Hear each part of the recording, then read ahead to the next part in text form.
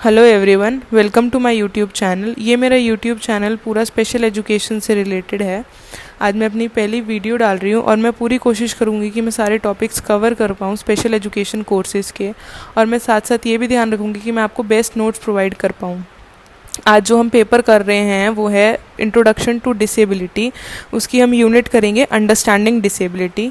ये paper common paper है सबके लिए, DEd, special education, HI, VI, DB, CP, MD, सबके लिए पेपर कॉमन है। टॉपिक को शुरू करते हैं। तो हमारा टॉपिक है अंडरस्टैंडिंग डिसेबिलिटी। डिसेबिलिटी से हम क्या समझते हैं, डिसेबिलिटी क्या है, और historical development in understanding disability, मतलब हिस्ट्री से उसका डेवलपमेंट डिसेबिलिटी का क्या कनेक्शन है, डिसेबिलिटी का पहले क्या कॉन्सेप्ट था, लोग डिसेबिलिटी को क्या समझते थे, क्या नहीं समझते थे, ये सब हम इसके अंदर कवर करेंगे। तो सबसे पहले डिसेबिलिटी क्या है और लोग उसको पहले क्या समझते थे। तो डिसेबिलिटी क्या है? डिसेबिलिटी कोई नया कॉन्सेप्ट नहीं है। डिसेबिलिटी जब से ही एग्जिस्ट कर रही है, जब से लोग एग्जिस्ट कर रहे हैं, और ना डिसेबिलिटी कोई चेंज नहीं हुई है। हाँ, लोगों के व्यूज़ ज़रूर चेंज हुए हैं कि टाइम के साथ, कि पहले डिसेबिलिटी को लोग अलग समझते थे और अब लोगों के व्यूज़ बेटर हुए हैं डिसेबिलिटी को लेकर। पहले टाइम में डिसेबल्ड पीपल को ट्रीट किया जाता डिफरेंटली, मतलब जो लोग नॉर्मल हैं उनसे एक डिफरेंटली ट्रीट किया जाता था। डिसेबल्ड पीपल को कंसिडर किया जाता था कि वो बीमार हैं, वो सिक हैं और वो अनहेल्दी हैं, वो सोसाइटी में रहने के लायक नहीं हैं। डिसेबल्ड पीपल को सोसाइटी से निगलेक्ट किया जाता था। डिसेबल्ड पीपल को कंसिडर किया जाता था, उनकी डिसेबिलिटी जो है वो एज अ सिन है, वो उनका लास्ट बर्थ की पनिशमेंट है। लास्ट बर्थ में उन्होंने ऐसे कुछ मिसबिहेव किए थे कि गॉड ने उनको एक ऐसा श्राप दिया है, तो लोग ऐसे कंसिडर करते थे डिसेबिलिटी को। डिसेबल्ड चिल्ड्रंस एंड अडल्ट्स को घर में ही रखा जाता था, आइसोलेट किया जाता था पब्लिक प्लेसेस से, वो घर में ही रहते थे डिसेबल्ड पीपल, उनको सोसाइटी में एक्सेप्ट नहीं किया जाता था। डिसेबल्ड पीपल को जो इक्वल अपॉर्चुनिटीज़ से डिनाई करना पड़ता था, उनको इक्वल अपॉर्चुनिटीज़ नहीं मिल पाती थी, जैसे कि एजुकेशन हो गई, हेल्थ केयर हो गई, एम्प्लॉयमेंट हो गई, उनको इन सब चीज़ों से दूर रखा जाता था।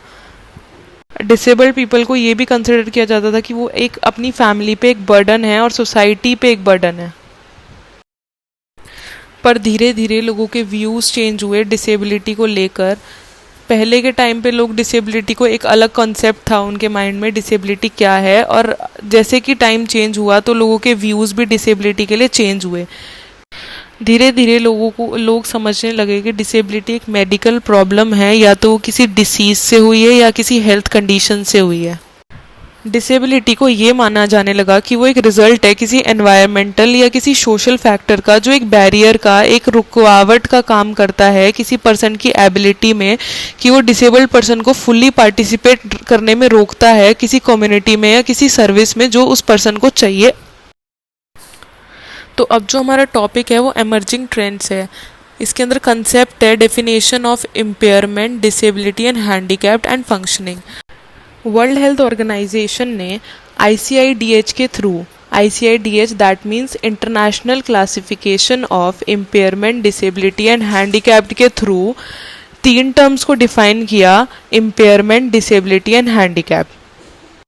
ICIDH ने तीनों टर्म्स का कॉन्सेप्ट लिया, तीनों टर्म्स की डेफिनेशन उन्होंने एक्सप्लेन की। इसको एक लीनियर मॉडल भी कहा गया है और वो अब हम इसकी डेफिनेशन से समझेंगे।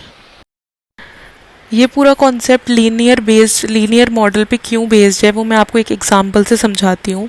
इम्पेयरमेंट क्या है? पहले तो इम्पेयरमेंट क्या है? किसी भी तरीके का लॉस हमारी बॉडी में ऑर्गन लेवल पे, हमें कोई डिसीज़ हुई, सपोज़ हमें कोई बैक्टीरिया इशू हो गया, हमें कोई बैक्टीरिया हमारे पैरों पे लग गया, तो हमने नहीं दिया ध्यान, तो बैक्टीरिया धीरे धीरे बढ़ता इतना बढ़ गया कि हम डॉक्टर के पास गए, तो डॉक्टर ने बोला कि जी हमें ये पैर कट करना पड़ेगा।